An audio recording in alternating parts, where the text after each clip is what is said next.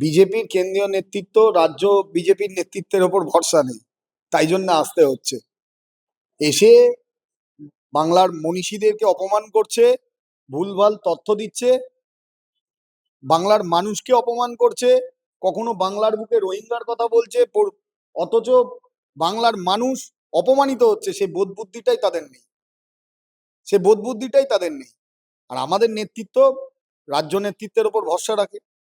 ঠিক টাইমে তারা আসবেন, মানুষের কথা বলবেন, গণতন্ত্রের কথা বলবেন।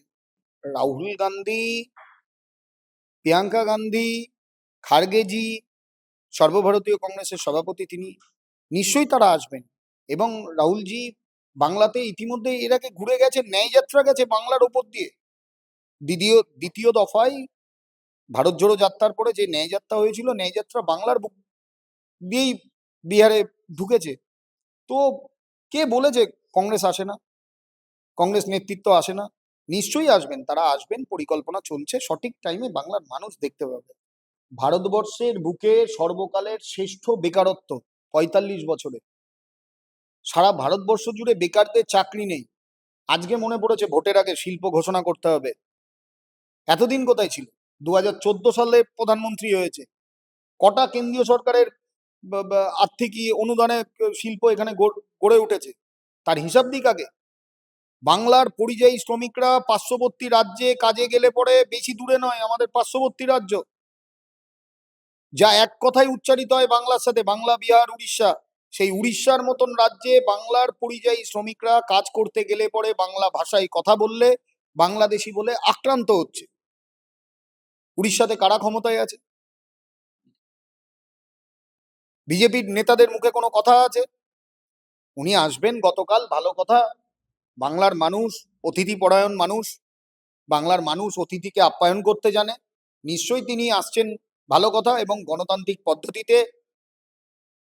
দেশের প্রধানমন্ত্রী যে কোনো জায়গায় যেতেই পারে।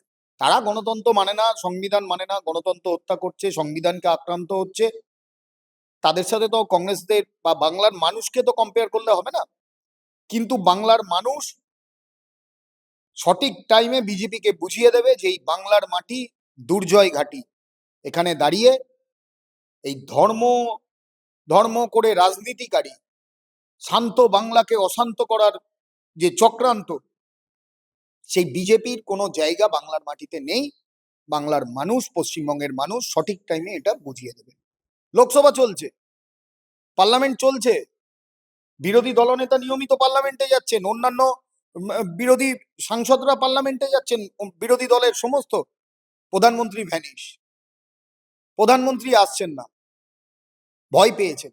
৫৬ ইঞ্চি বুকের ছাতির কথা বলতেন, সেই ৫৬ ইঞ্চি ছাতিওয়ালা প্রধানমন্ত্রী। দেশ আক্রান্ত, দেশের গণতন্ত্র আক্রান্ত, দেশের মানুষ সংকটের মধ্যে, মধ্যবিত্তের রান্নাঘরে আগুন লেগে গেছে, জ্বালানির দাম হাহাকার করছে। হয়তো সেই পরিস্থিতির দিকে যাচ্ছে, পেট্রোলের দাম বৃদ্ধি পেয়ে যেতে পারে। আর প্রধানমন্ত্রী পার্লামেন্ট থেকে উত্তর দেওয়ার জন্য পালিয়ে বেড়াচ্ছেন। উনি যে কথা বলছেন সে কথা পার্লামেন্টে দাঁড়িয়ে বলুন, সে বলার সাহস নেই। বিজেপি সারা ভারতবর্ষ সহ বাংলার মানুষের সাথে দ্বিচারিতা করছে। এটা ভাবার সময় এসেছে দেশের মানুষের। তাই দেশের মানুষ আবারও বলতে শুরু করেছে, কংগ্রেস দুর্বল হলে দেশ দুর্বল হয়। দেখুন, রথে চললেই তো আর সবাই অর্জুন হয় না। রথে যে কেউ চড়তেই পারে। রথযাত্রা করেছে, ভালো কথা। যে রথযাত্রার মধ্যে দিয়ে বাংলার বেকার যুবক যুবতীদের কথা নেই, খাদ্য, বস্ত্র, বাসস্থানের কথা নেই, শুধু অন্যান্য ব্যক্তি আক্রমণ ছাড়া আর কিছু ছিল? আর দ্বিতীয় প্রশ্ন আপনার যেটা, এটা অত্যন্ত লজ্জা। বাংলার মতন জায়গা, পশ্চিমবঙ্গ, যে মাটি কবি নজরুলের মাটি, যে মাটি রবীন্দ্রনাথের মাটি, যে মাটি বিদ্যাসাগরের মাটি, যে মাটি মাতঙ্গিনী হাজরার মাটি, বিনয় বাদল দীনেশের মাটি, ক্ষুদিরামের মাটি,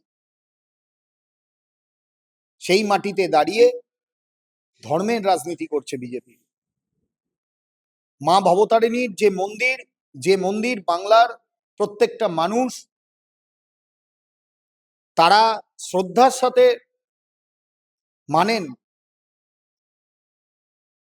যে মন্দিরের সামনে দিয়ে যে কোনো সম্প্রদায়ের, যে কোনো ভাষাভাষীর মানুষ গেলে পরে একবার ঘুরে তাকান, ভক্তি ভরে তাকান, সেই মন্দিরের আদলে মঞ্চ বানিয়ে ব্রিগেডে প্রমাণ করে দিল বিজেপি যে বিজেপির কাছে ধর্মের রাজনীতি ছাড়া বাংলার মানুষকে আর বলবার কিছু নেই। এ অত্যন্ত লজ্জার। এর বিরুদ্ধে বাংলার মানুষ সঠিক সময়ে জবাব দেবে।